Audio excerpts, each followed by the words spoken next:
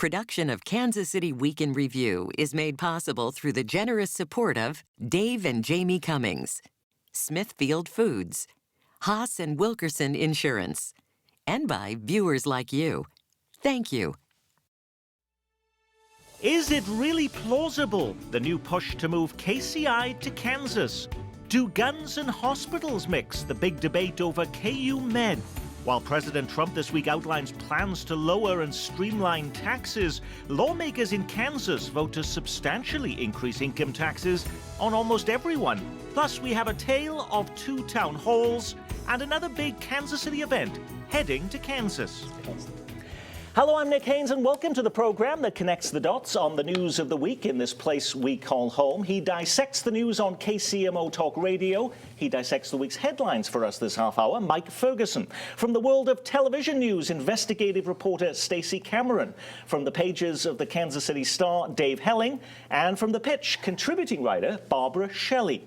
Is it really plausible, with Kansas City's efforts to renovate KCI Airport on a holding pattern, the Kansas City Star reports this week that Kansas officials are now studying construction of a new airport in Johnson County. Governor Sam Brownback confirms that the state is looking at building a replacement for KCI, citing research showing more than half of the airport's passengers coming from Kansas.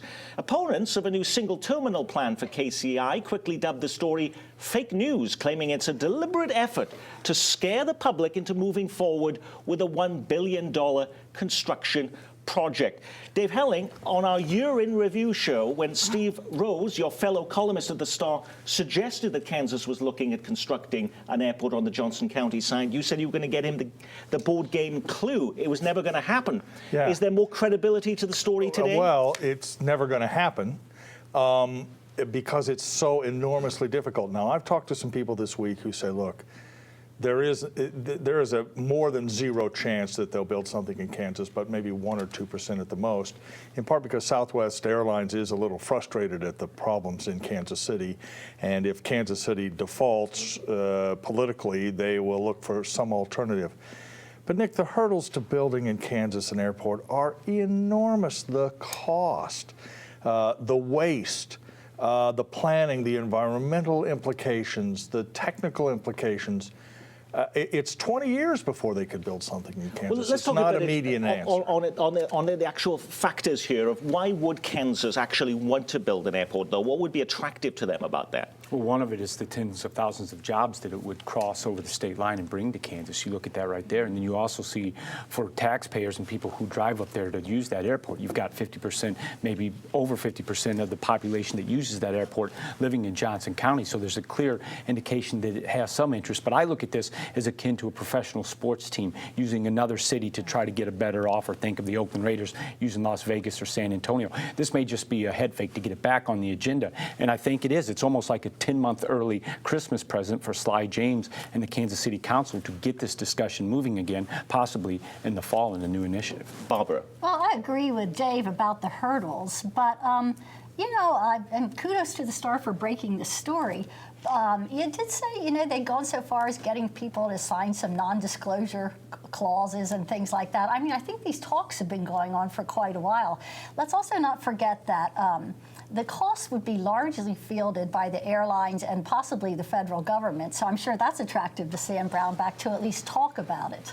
But when we think about an airport, though, there's far more than just a terminal, which is what's happening in KCI. We're talking about $1 billion for a brand new terminal. There's so much in terms of infrastructure. There's 3 runways at KCI. Think about all of the parking lots and all the highway access that would have to come by. And never mind all of the noise, Mike Ferguson. Would folks in Johnson County really appreciate all of those low-flying aircraft and all those very noisy jet engines coming over their neighborhoods day and night? Not in the least bit. They wouldn't. I completely agree with Dave and as with Stacey in that this, for Mayor Sly James and Jolie Justice, this really is a gift. I don't see any way that Johnson County in particular, or if you want to look out the legends, I mean, that's more viable to me, but I just don't see it happening. But what's happened is now they can say, look, voters, you said you didn't care about it. You need to care about it now. And I think voters are just not going to care about it still. Yeah, I would say I don't agree completely that it's a gift for the mayor, in part because Sam Brownback isn't handing out gifts to Kansas City, Missouri for any reason. So I think his pursuit of this is legitimate, but it puts enormous pressure, Nick, enormous pressure on Sam Graves. Sam Graves, the congressman from the 6th District, is considered one of the major roadblocks to any improvements out at KCI. And it now puts pressure on him to get off of that a little bit, because he would be seen as the congressman who lost the airport if it goes to Kansas. And that's the last thing he wants, because of the jobs it does provide, ancillary jobs around the airport. So it will put pressure on him to change his views a little bit. Let's also be clear, we're not talking about a new airport at KCI. We're talking about a new terminal. That's the building where everybody waits. The runways are in fine shape. The taxiways are in good shape. $250 million has been invested on those structures over the last 25 years. The waste, in essence, replicating that in Kansas in order to get a new terminal is enormous. And even in an era where the federal government comes up with the money, I think it's going to be a very, very heavy lift going forward. You know, I see the City Council, including Jolie Justice, talking about, well, as soon as this infrastructure election in April is over with, we need to get this as the top issue now on the agenda because of this movement in Kansas about possibly luring the airport there. But that was always the timeline, Barbara. We've been talking, trying to get officials involved in the airport to talk with us, and they said, oh, we're on a gag order. We can't talk about anything until after the infrastructure election. That's true. And, you know, in that sense, it's very nice that the news has come out that, you know, Sam Brownback has been having talks about an airport down in Kansas. You know, I'm not sure that even after the infrastructure election, the citizens are going to be in a great mood to talk about, you know, more construction going on at KCI. I think they're going to need something a little bit more, maybe a prompt from the federal government, maybe a prompt from the airlines to get this thing on track. In the article in the Star this week, though, it talked about even putting this on the ballot in November. That would be the sort of change in the timeline for this, Stacey. But don't look for that to happen. If this is going to go on a ballot, I think it'll be much more like the streetcar when they initially went to pass a special taxing zone, that it's going to be a write-in ballot off of a general election November time, because at that point, the people who tend to write in a ballot are people who are proponents of the measure going forward. And we've seen this administration do it more than one time, and I think that's probably what's going to be on the plate for the airport. Now, on a previous show, Dave Helling, you said to try and bypass the general public on this issue. That would not happen either. No. I mean, the pressure would be enormous. I think there might be some discussion of trying to do that by using a different kind of bonding mechanism or whatever, but the public believes it needs a vote on this issue, and it should get one. Again, I disagree a little bit with my colleagues. There may be an effort to do this in November, because if you wait until April of next year, you push the timeline back about another year, and I'm told that Southwest Airlines, which holds a lot of the cards in this discussion, is running out of patience. And if you wait for, in essence, another year and 3 months, interest rates go up and all the other things that are a problem, they might get more antsy than is comfortable for the city. That's what I think is going to get it off the dime, is a threat from Southwest and the other airlines to drastically cut back service in this market. But isn't that just going to be what Stacey said, like sports team owners who say we're going to move to another city if we don't get the fancy new stadium that we like? You can live without a sports team, but people really like being able to fly out of Kansas City and get somewhere. And there's the real possibility that the airlines pull the money that they're offering right now, and then when the time comes that we do need to build a new airport, that money's going to be gone. So it would be more expensive and maybe more the burden on taxpayers in Kansas City. Very briefly, most Kansas City, first of all, most taxpayers don't pay for the airport. It's paid for by ticket users, the federal government. Most Kansas Cityans would not be upset if it went to Kansas. I mean, most Kansas Cityans don't fly. It's just as close. They'd be happy if it goes there. But the economic argument is Kansas City wants this for the jobs and the other things that it creates, and to lose it would be a net negative for the city of Kansas City. That's the case they have to make in cooperation with the airlines, and they need to make it relatively You said they would quickly. like it, but I think there's a huge amount of disruption that takes place in people's lives. You think about all of the highways that would have to be built around it to make I'm that talking happen. about Kansas City, Missourians. Yeah, They're okay. not going to be worried about it going Yeah. to Kansas at all. Most Kansas City, Yes. Missouri. People north of the river would, but people in Waldo are going to say, well, it's just the same distance Yes. either way. That I'll disagree with, because the big reason why voters in Kansas City don't want a new airport is because they want to remain in 3 separate terminals as opposed to 1, and that's why people have blocked this largely from the get-go. There are other stories making news this week. Shares of Kansas City-based H&R Block take a tumble as President Trump singles out the tax preparation firm in his pitch to simplify the nation's tax code. H&R Block probably won't be too happy. That's one business that might not be happy with what we're doing. Other than H&R Block, I think people are going to love it. While the new president wants to lower and streamline taxes, lawmakers in Kansas vote to substantially increase income taxes on almost everyone. The Kansas House and Senate, ignoring an angry Governor Brownback, pass a $1 billion tax hike. Here's a quick breakdown. No change for people earning up to $30,000 a year, but households earning a penny more will see their income tax rate rise sharply. Another proposal, by the way, would add a new $1 tax on a pack of cigarettes and double the liquor tax, which means you'd be paying 16% tax on your glass of wine at your local restaurant or on your favorite bottle of beer. That's another proposal. But in this House and Senate approved tax plan, there is a tax exemption that is removed for those roughly 330,000 farmers and business owners that you've been hearing about. Is this what the public, Barbara, had in mind when they voted in November to ditch conservative lawmakers and bring in a large new freshman group of moderate Republicans? Well, certainly it's what many in the public wanted. Over in Johnson County, they were very vocal that they wanted lawmakers who were going to get this budget situation straightened out and especially not cut schools anymore. And I think you saw that throughout the state. Now that the rubber hits the road, you know, you're going to see the other folks come out, I think. But the one thing that I really don't see being pushed back on too much by the public is that small business tax exemption. Okay. But it's one thing to say, yes, I want to see change. I don't want to see my services cut. We want to keep schools. But on the other hand, how much are you willing to pay to make that happen? Well, there's some substantial taxes involved here. Yeah, I mean, re-elect me, I raised your taxes is not a very catchy slogan for a campaign. And I think that that's what a lot of the lawmakers are going to be having to explain, at least educate, get people comfortable with, saying, okay, we were told to fix this. We'll make the argument that there's not too many places to cut anymore. You send us in there to fix it. We had to make tough decisions. Now, whether or not a deeply red state like Kansas is going to really appreciate that is another debate. Dave. A couple of things. First of all, Sam Brownback signed the biggest tax increase in history in 2015 in Kansas. So the idea that somehow this will make voters more angry than that did is probably a little problematic. But this was only partly about closing the budget deficit in Kansas and partly about spending more money on schools. There's an enormous equity part of this package, Nick. Fairness is an issue.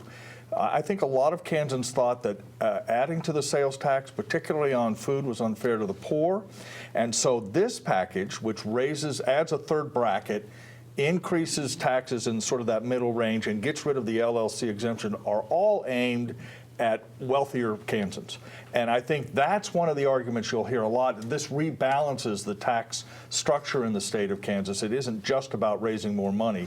The cigarette and alcohol taxes proposed by the governor seem to be a non-starter for most people, again, because they hurt the poor and because they chase business into Missouri. So this is about fairness as much as it is about money. But this tax, though, would, if you're $30,000 and a penny in terms of your household income, you would see an increase in your income taxes as a result of this, though, You would, from like 4.6% to, I think, 5.25%. And those are the people that we need to be concerned about, the people making a penny over $30,000 up to about $50,000. And there's some lawmakers in Kansas that are saying, look, this is going to hurt middle-income folks, with all due respect. And I think those Kansas lawmakers may agree with me. People making from $30,000 to $50,000, depending on if they're 2 or 3 or 4 dependents in the home, they're not middle-income folks. And that hit is going to hurt those people. So I think we need to step back and look at that. But I agree with Barb. I think think a lot of the people in their support of this is going to be for getting rid of that LLC exemption, the 330,000 some businesses and farms that right now aren't paying taxes in Kansas. Right, because of the unfairness of that, the Right. imbalance of that.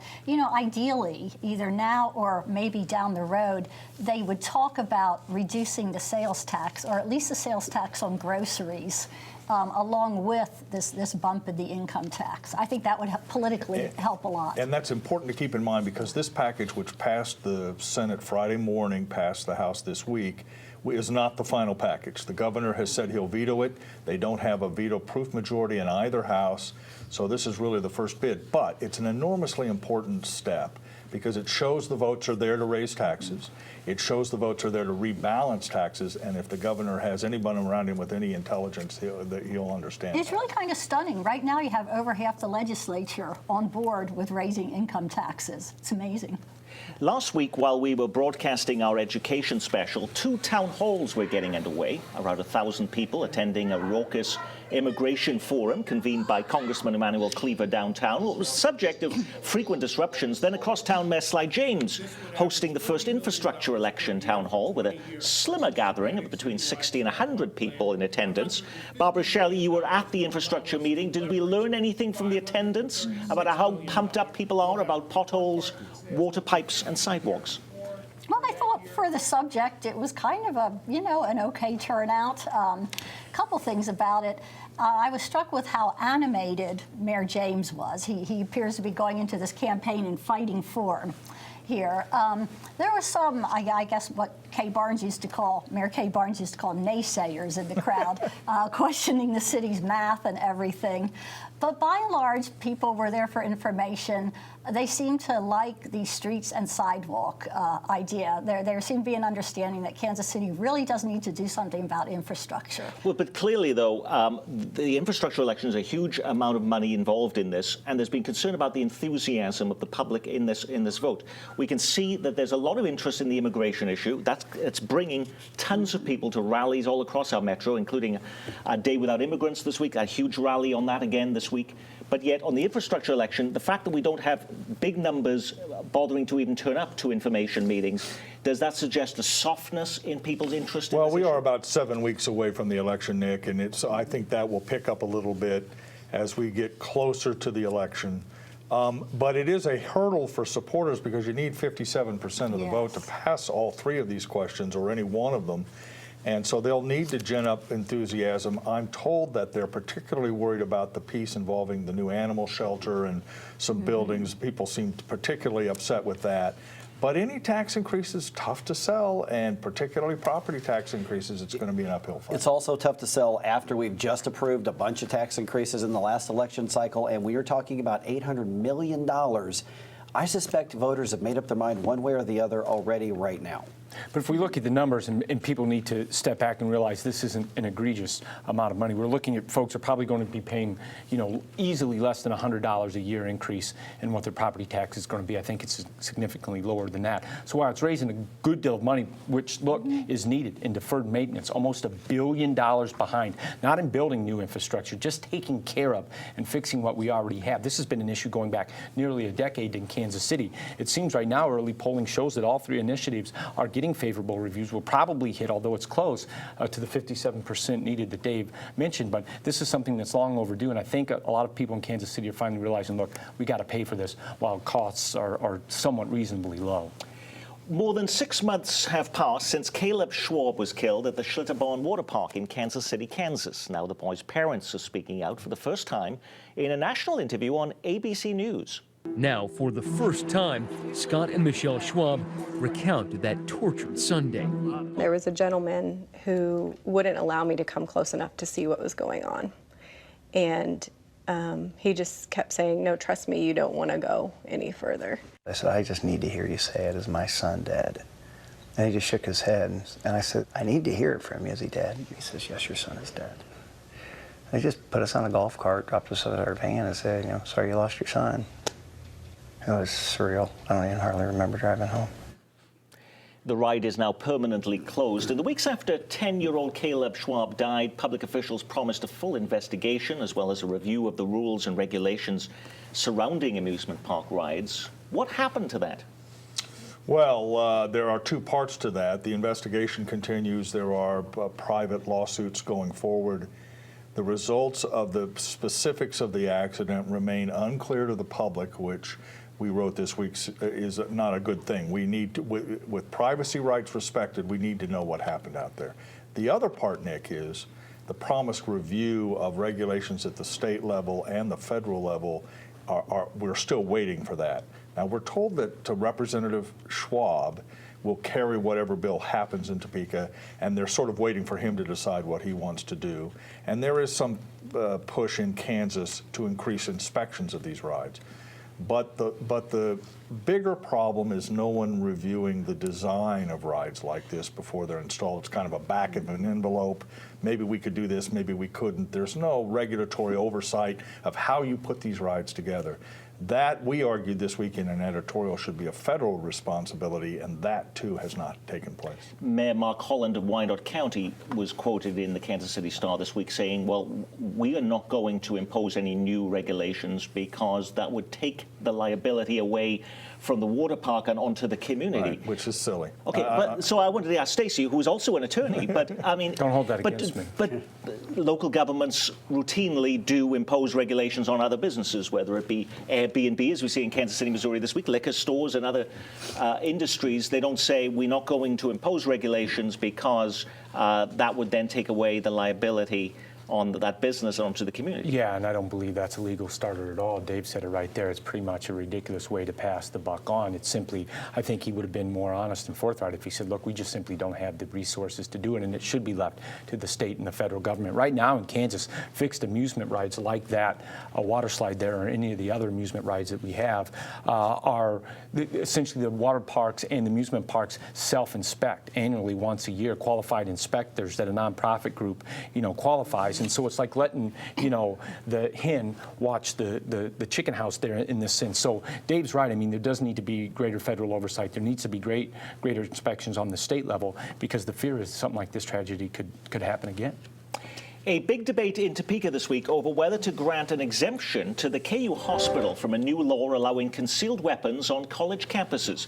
KU Med insists they are a unique case because it is a facility filled with people who can't run, who can't hide, and can't fight. Proponents say there is nothing currently preventing a firearm from being carried into a hospital and used maliciously, and it's only law-abiding citizens who are prohibited from defending themselves in these environments. Do they have a point, Mike Ferguson?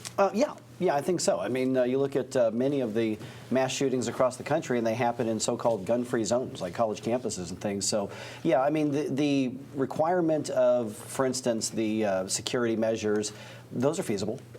They're expensive, but they're feasible. But the part of the exemption dealing with mental health clinics, I can understand that a little bit more as a pretty outspoken Second Amendment supporter. But yeah, I mean, it's the rules and the laws, are routinely ignored by the people who want to cause someone harm anyway. Well, in debate this week, lawmakers rejecting the arguments of KU Med, saying, no, you have to abide by this law, which goes into effect July 1, like all college campuses where guns will be permitted, concealed weapons. But there is, as Mike points out, Barbara, they can be exempt if they agree to put metal detectors on each public building or security guards at each entrance to a public building. Is that not feasible? Well, it doesn't sound very feasible. What is it, about $500,000 a year? At a time when the university and the medical center are being repeatedly cut back by the state legislature. It's an added expense that other hospitals aren't having to incur because they're not associated with universities. The university doesn't want to allow guns in. The hospital doesn't want to allow guns in. They took a poll. By about 75%, the people said no, they shouldn't have to allow guns in. And I think it's probably very frustrating that the legislature is going this way. Stacey. Well, let's pick it up with the hospital. It's not feasible at a facility like KU Med, and the hospitals come out and said it itself. Look at the number of people that come in and out. And in emergency situations, doctors who are paged, nurses who are paged, to stop and have to go through a metal detector is irresponsible in terms of the patient's care on the other side, and the time consuming. Have you been to the courthouse lately, the federal courthouse or the state courthouse, when there's a bit of a line to go through? It is time consuming. So in a hospital, those measures aren't feasible, and so it should be something that's thought about seriously, and it's not an unreasonable regulation regulation to keep firearms out of hospitals. The doctors want it. Law enforcement want it. I don't know why we don't defer to these people who truly know best. You either trust people or you don't. When it comes down to the Second Amendment. So government needs to make up its mind. Do we trust people? Do we not trust people? But that I don't buy that argument, because we allow regulations on other amendments in the U.S. Constitution. We have reasonable regulations on free speech and other things. Why does it come to the Second Amendment? We can have no type of regulation, reasonable regulation in this case, not to carry firearms in a hospital. Texas, one of the most openly advocating Second Amendment right states in the country, do not allow open carry in their hospitals, period. The American Royal Barbecue recently moved to the Kansas Speedway, and the entire American Royal organization announced it's ditching its longtime home in the West Bottoms for a new home in Wyandotte County. Is Rockfest next? After more than a decade on the lawn of Liberty Memorial, Kansas City's annual rock celebration has announced it's heading to the Kansas Speedway in the same week that Kansas makes a play to take the airport. Is this leaving Kansas City officials licking their wounds, or are they happy not to have to repair the mud spots left behind by the rollicking hordes? I think they're happy. The kids loved it, and it was a good show. And actually, I think it might have had a home in the Center City. It gave a lot of people a reason to come down. But it was a mess, or could be a mess, particularly if it rained in the spring. So I think everyone will be happier that it's out of the Speedway. The Speedway is a perfect venue for something like this. So yeah, to me, that's just a common sense move. And yeah, I can't imagine that the city's excited about it. Now, you are a huge fan, Stacey Cameron, so your view means a lot to me. Look, I do go to a number of music festivals a year. I haven't been to that one, but the venue was fantastic. I mean, I have gone and stopped in kind of a drive-by attendee there, and it was fabulous being up at the park in the World War I Memorial in the backdrop, and the city in the backdrop. It's sad to see it go, but everyone's right. Logistically, out at the Raceway, the Speedway is a much better place. Barbara. Well, I know about as much as I know about the Rockfest is it would draw hordes of people downtown, and sometimes you'd get caught in the traffic jams if you weren't looking into it. And yeah, I doubt if city officials are really upset about them moving. Alrighty, they're more concerned about the airport. That is our week in review. Our thanks to our news reviewers from The Pitch, Barbara Shelley, and investigative reporter Stacey Cameron. 4 to 6 weekdays on KCMO Talk Radio, Mike Ferguson, and in your pages of the Kansas City Star, Dave Helling. I'm Nick Haynes from all of us at KCPT. Thanks for spending part of your weekend with us.